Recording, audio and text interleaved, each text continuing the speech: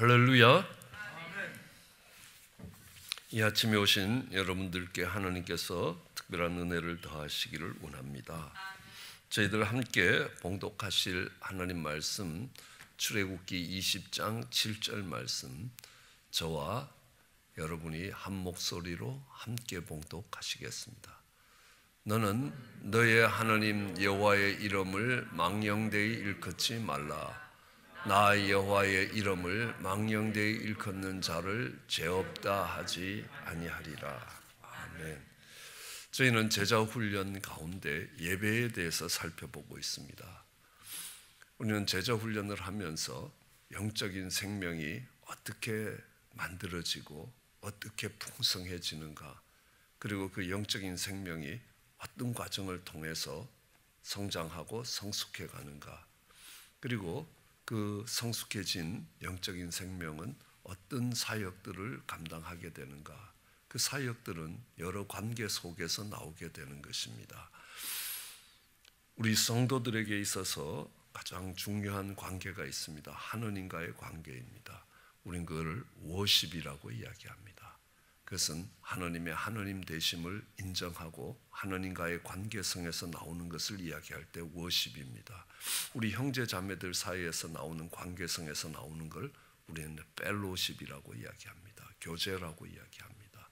그리고 세상을 향하여 갖고 있는 것들을 일컬어서 리더십이라고 이야기합니다. 왜냐하면 그들을 예수 그리스도 앞으로 인도해야 될 리더로 서기 때문에 그렇습니다.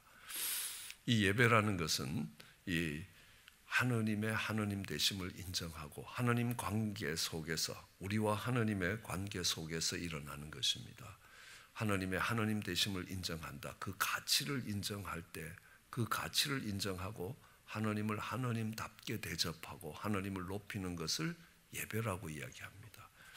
그 예배는 하느님과 우리의 만남이라고 배웠습니다. 그리고 사랑과 감격을 가지고 또 두려움과 떨림을 가지고 그 하나님을 섬기는 것입니다. 그래서 우리는 주일 예배할 때 Sunday 서비스라고 이야기합니다. 섬김이 예배라고 이야기를 합니다. 그 예배 가운데 하나님이 찾으시는 예배가 있습니다. 신령과 진정으로 예배드리는 자를 하나님이 찾으신다고 이야기합니다. 또 하나님이 기쁘게 받으시는 예배가 있습니다. 연합되는 예배가 있습니다. 가인의 예배와 아벨의 예배 중에 아벨의 예배가 연합되었고 오히려 가인의 예배는 거절되었다는 것들을 알 수 있습니다. 그리고 하나님이 하나님의 필요에 따라 구하시는 예배가 있습니다. 전염병이 돌 때 전염병을 세울 수 있는 예배는 언약궤가 있던 실로에서의 예배가 아니라 오르난의 타작 마당에서 드리는 예배였습니다. 예배에도 그렇게 하나님이 기뻐하시고 하나님이 찾으시고 하나님이 구하시는 예배가 있다는 것입니다. 우리는 십계명을 지금 살펴보고 있습니다. 십계명에서 1계명에서 4계명은 하나님과 관련되어 있는 계명입니다. 그러니까 우리와 하나님의 관계성에서 나오는 것이 예배라면 당연히 그 관계에서 이야기하는 이 1계명에서의 4계명은 우리에게 예배를 이야기합니다. 1계명 나 외에 다른 신들을 내게 두지 말라. 이거는 예배의 대상입니다. 너를 위하여 우상을 또는 어떤 형상도 만들지 말고 그것들에 절하지 말고 그것들을 섬기지 말라라고 이야기합니다. 그것은 너를 위하여 예배의 동기와 또 예배의 방법에 관한 것입니다. 오늘은 3계명으로 너는 내 하나님 여호와의 이름을 망령되이 부르지 말라라고 이야기합니다. 여호와는 그 이름을 망령되이 부르는 자를 죄 없다 하지 않는다. 먼저 쉽게 결론을 내리면 우리가 예배에 나올 때 두려움과 떨림으로 그리고 감사와 감격이 없이 주의 이름을 부른다면 그것은 망령되이 주의 이름을 부르는 것입니다.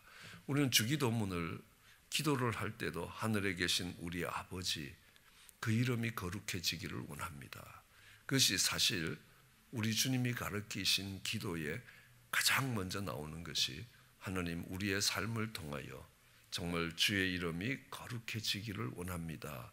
이것이 가장 먼저 드려져야 되는 기도라고 이야기합니다. 우리가 언제 하나님의 이름이 거룩해지고 언제 하나님의 이름이 망령되어 일컬어집니까? 저는 그런 경험을 많이 합니다. 식당에 갔습니다. 어느 분이 그 식당에서 종업원으로 일하시는 분이 오셔서 이렇게 이야기합니다. 목사님, 그 집사님 아니면 그 장로님 목사님 교회에 다니시나요? 그래서 그러면요 기분이 나쁘지 않습니다. 왜 그러시냐고 물으면 오시는데 얼마나 정말 이렇게 인자하시고 또 다른 사람을 배려하시고 정말 이렇게 보기만 해도 은혜가 된다라고 이야기합니다. 또 어떤 경우에는요 와서 이렇게 합니다. 목사님, 그 집사 목사님 교회 다녀요? 그러면 이건 사고가 난 겁니다. 왜 그러시냐고 안 묻습니다. 그리고 이야기합니다. 지금 수리 중에 있습니다. 그렇게 이야기합니다. Under the construction. 하나님이 지금 고쳐가고 있기 때문에 좀 부족하시더라도 넘어가 주시길 원합니다. 라고 이야기합니다. 두 사람을 통해서 금방 알 수 있습니다. 한 사람을 통해서는 정말 하나님이 자랑스러워지고 하나님이 영광스러워지는 겁니다. 한 사람을 통해서는 정말 하나님의 이름이 땅에 떨어지는 것들을 보게 됩니다. 저는 고등학교 첫 방학을 했을 때에 우리 교장 선생님이 하셨던 훈시가 참 오래 기억이 됩니다. 저는 시골에서 올라와서 서울의 고등학교를 다녔습니다. 이제 자네들이 방학을 하면 우리나라 전국 방방곡곡으로 또 고향으로 돌아가게 되는데 여러분은 여러분 개인이 아닙니다. 이 학교를 대표하게 됩니다. 여러분이 잘못하면 여러분이 잘못한 게 아니라 아유 그 학교 학생들 형편없네 이렇게 학교의 명예가 함께 따라가게 된다. 제군들은 두 어깨에 학교의 명예를 지고 가는 것이다 라고 이야기합니다. 그게 참 인상 깊게 들렸습니다. 우리는 하나님의 이름이 존귀 여겨지고 정말 그 영광스러워질 때가 있는 것들 봅니다. 베드로와 요한이 성전에 기도하러 올라갈 때 안진뱅이를 봤습니다. 그때 뭐라고 이야기합니까? 은과 금은 내게 없어도 내게 있는 것 내게 주노니 곧 나사렛 예수의 이름으로 일어나 걸어라 라고 이야기했을 때 일어나 걸었습니다. 토마스 아퀴너스라는 중세의 신학자가 있습니다. 그때 교황이 와서 토마스 아퀴너스에게 이렇게 얘기합니다. 이제는 은과 금은 내게 없어도 라는 말을 안 해도 되겠다. 우리 교황청 지하에 얼마나 많은 금이 쌓여 있느냐 그랬더니만 그때 토마스 아퀴너스가 아주 유명한 말을 했습니다. 은과 금은 가지고 있을지 몰라도 교회는 예수의 이름을 잊어버렸다 라고 이야기를 했습니다. 안진뱅이가 일어나는 역사들이 그쳐졌다는 것입니다. 그리고 또 우리가 이야기합니다. 정말 다윗이 골리앗과 싸우러 나갈 때 이릅니다. 너는 칼과 창과 단창으로 나오지만 나는 만군의 여호와의 이름으로 나간다 라고 이야기합니다. 그 여호와의 이름으로 내가 이 전쟁에 승리할 것이다. 그런데 그 승리하는 이유가 내가 여호와의 영광을 걸고 이 전쟁을 하기 때문에 이 전쟁에 하나님이 반드시 개입하실 것이고 하나님의 명예가 걸렸기 때문에 개입하실 것이고 하나님이 승리를 주실 것이다. 그리고 요한복음은 이렇게 합니다. 영접하는 자. 내가 예수 그리스도를 구주로 영접할 때 구원의 사건이 있습니다. 그래서 우리가 예수님을 나의 구주로 영접한다는 말이 무슨 말입니까? 요한복음 1장 12절에는 영접하는 자 곧 그 이름을 믿는 자들에게는 하나님의 자녀가 되는 권세를 주신다. 영접한다는 것은 그 하나님의 이름을 그 이름을 믿는 자라. 그 이름을 믿는 자가 바로 예수 그리스도를 영접한 자라고 이야기합니다. 이제 로마서는 이야기합니다. 누구든지 주의 이름을 부르는 자는 구원을 얻으리라 라고 이야기합니다. 우리가 악한 영과 싸울 때 악한 영들을 몰아낼 때도 내가 나사렛 예수의 이름으로 명하노니 물러가라 라고 이야기합니다. 그러면 내 힘에 의해서 내 의에 의해서 물러가는 것이 아니라 예수 그리스도의 이름으로 그 마귀가, 그 병마가 물러간다는 것입니다. 우리는 하나님께서 모든 것을 회복할 때 제 좌우명처럼 되는 말씀에도, 역대하 7장 14절 말씀에도 내 이름으로 일컫는 내 백성이 그 악한 길 떠나 스스로 겸비하여 기도하여 내 얼굴을 구하면 내가 하늘에서 듣고 그 죄를 사하고 그 땅을 고칠 것이라 라고 약속합니다. 그때도 내 백성인데 내 이름으로 일컫기에 부끄럽지 않는 내 백성입니다. 그래서 우리는 이렇게 생각합니다. 내가 아는 하나님의 이름이 얼마나 될까?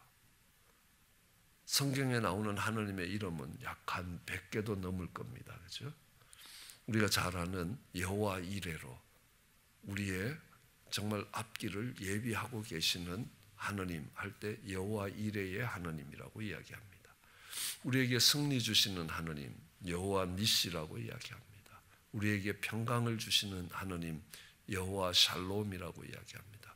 우리를 치료하시고 고치고 회복시키시는 하나님 여호와 라파라고 이야기합니다. 여호와라는 말 자체가 스스로 계신 자라는 겁니다. 이 말 뜻을 많은 분들이 이해를 못합니다. 부모가 자식을 사랑합니다. 끔찍이도 사랑합니다. 그렇죠? 예, 고슴도치도 지 자식은 이쁘다고 그렇게 일컫는 속담이 있습니다.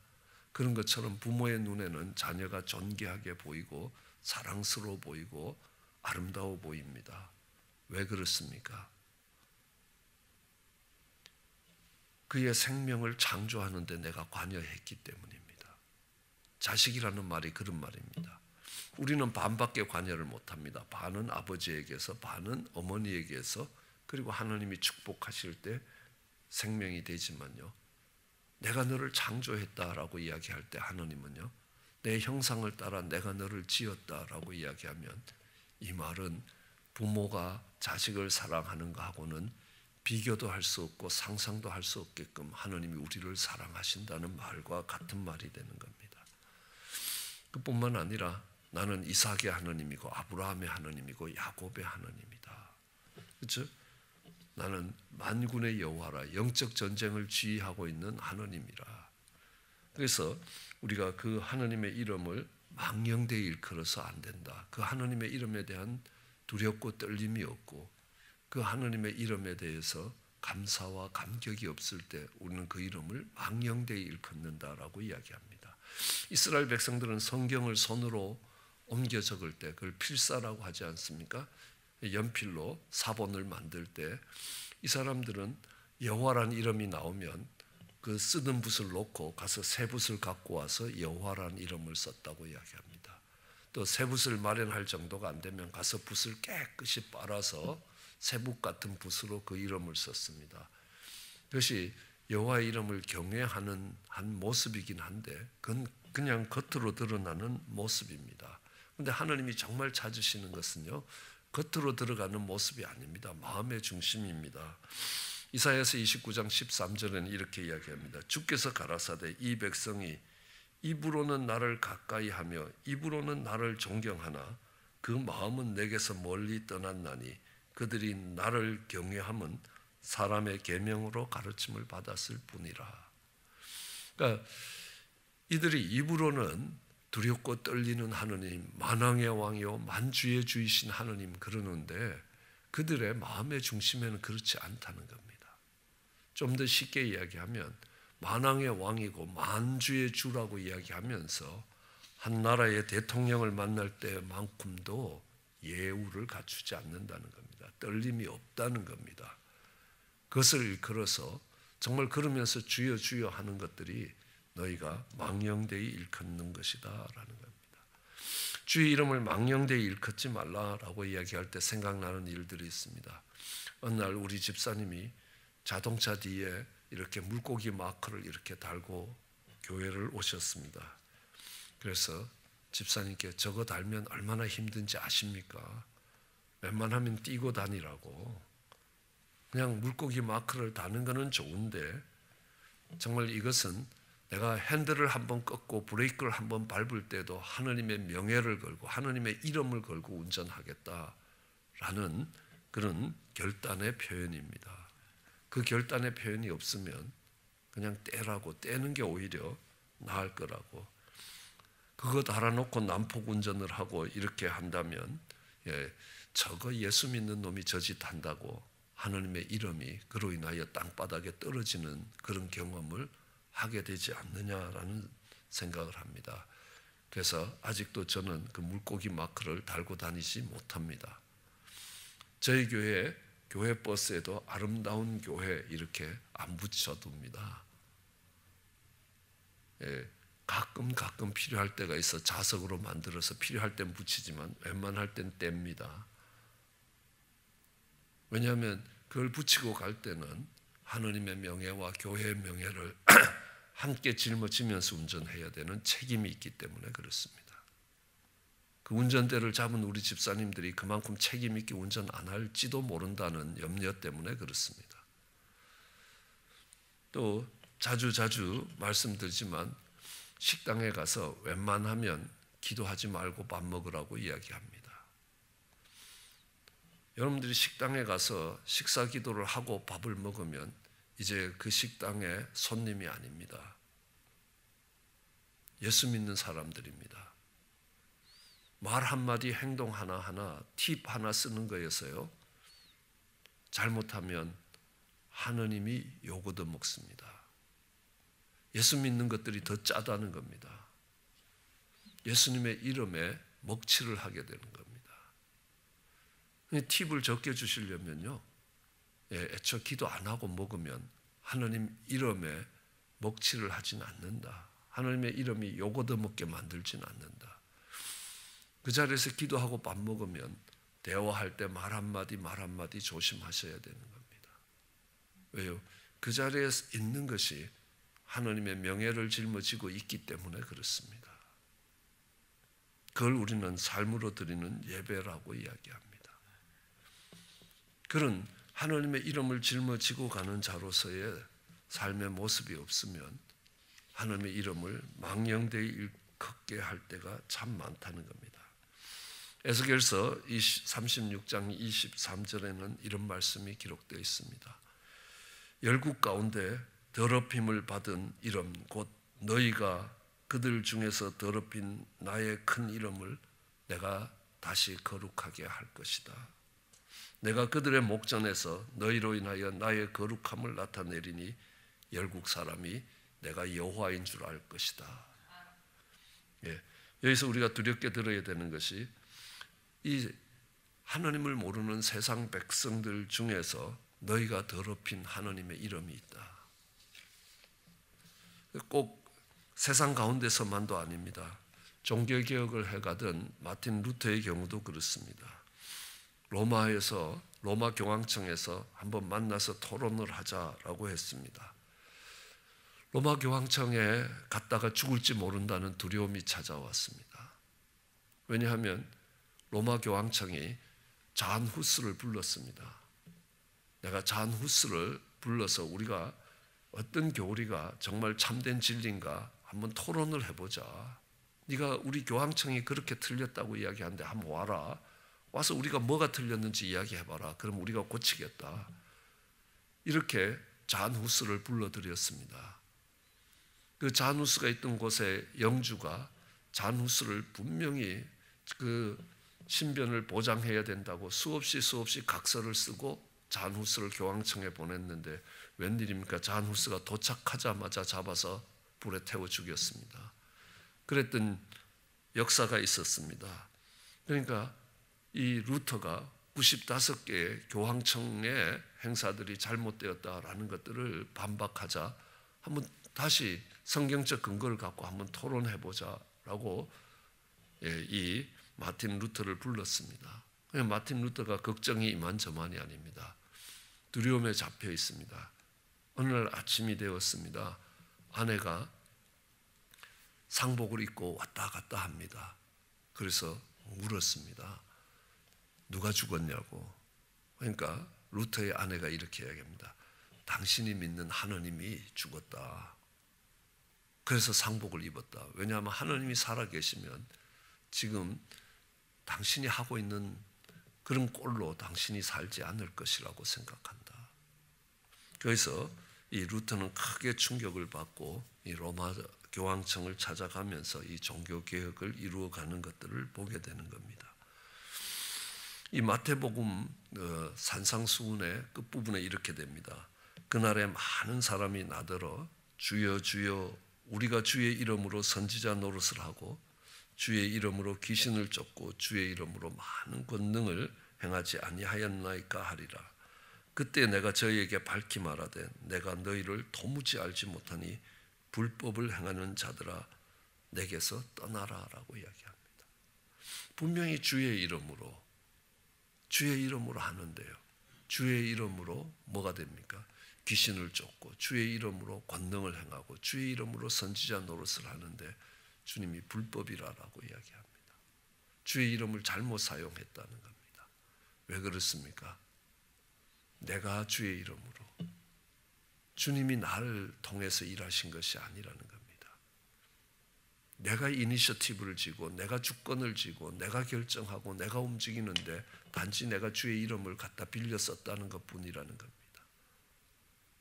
그렇게 주의 이름을 불러서 안 된다라는 것들을 가르치고 있습니다. 주여 주여 하면서 내가 그 주님께 이 땅의 풍요로움을 바라는 겁니다. 내가 하나님의 눈길 앞에 사는 사람이다. 다니엘이 그렇습니다. 여러분, 다니엘이 정말 사자굴이 기다리는 걸 알면서도 그가 창문을 열어놓고 이전에 하는 대로 하루에 3번씩 무릎을 꿇고 기도하며 하나님께 감사했습니다. 왜요? 이 세상 왕보다는 하나님이 위에 계시다는 겁니다. 그 다니엘을 통하여 여러분 보십시오. 하나님이 온 바벨론이 그 앞에 무릎 꿇게 만드시는 겁니다. 요셉 한 사람을 보십시오. 왕이시여, 내가 당신의 꿈을 해석하는 게 아닙니다. 하나님이 해석해 주실 것입니다. 형들이여, 형들이 나를 판 게 아니라 하나님이 큰 구원을 보이시기 위해서 나를 먼저 애굽에 보냈습니다. 라고 이야기합니다. 하나님이 그 요셉을 통해서 얼마나 놀라운 일들을 이루시고 하나님의 이름이 존귀케 되었던 것들을 기억합니다. 예배라는 건 그렇게 두렵고 떨림으로 그리고 감사와 감격을 가지고 주의 이름을 부르는 것입니다. 하나님 약속하십니다. 그렇게 주의 이름을 부르는 자 구원을 얻을 것이라 라고 약속하십니다. 그런 예배자가 되기를 주의 이름으로 축원합니다. 기도하시겠습니다. 사랑 은혜가 많으신 하나님, 귀하고 복된 아침 주시고 하나님 이 땅을 살아가면서 하나님과 아름다운 관계를 가지고 하나님이 찾으시는, 하나님이 기뻐하시는, 하나님이 구하시는 예배자로 서게 하여 주시옵소서. 그리하여 그 예배자로 사는 삶이 얼마나 복된 것인가를 이 땅 위에 증거하게 하여 주시기 간절히 소원합니다. 감사합니다. 예수님 이름으로 기도드렸습니다.